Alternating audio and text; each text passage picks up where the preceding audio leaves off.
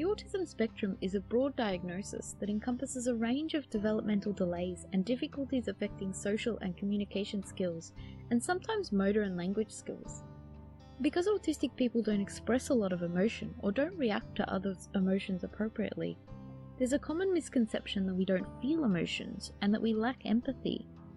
But there's emerging evidence that it's actually the opposite. Autistic people feel too much and have too much empathy. The reason it looks like autistic people lack emotion and empathy can be for a range of reasons. For instance, we have difficulty reading our own emotions, trying to name a feeling and analysing what that means or what causes it. So of course these challenges are going to extend to reading other people's emotions. We have difficulty reading facial expressions and figuring out others' emotions, and that can feed into difficulties in figuring out an appropriate reaction. Our processing is often much more complex and slower to complete, so it can take a little longer to work through all of the non-verbal cues that we can see and come to a conclusion about how to express our own feelings about this. And because we see the world so differently, we see different details, and sometimes the reactions we do express might go against the social norms. And all of these describe the basis of a social and communication disorder. But the issue is so much more than just communication difficulty. Autistic brains are extremely sensitive to external stimuli. We react strongly to bright lights, loud sounds, strong tastes, and strange textures.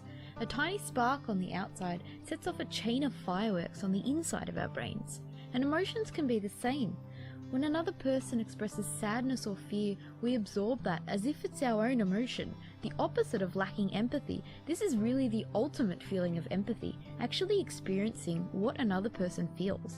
And the more we care about someone, the more we feel what they feel.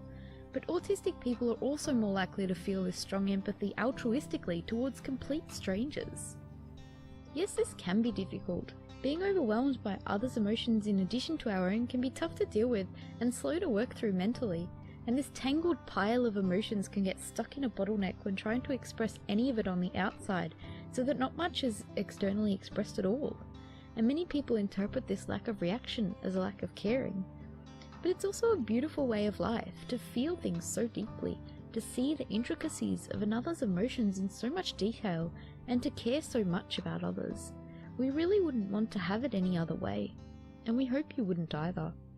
Thanks for watching.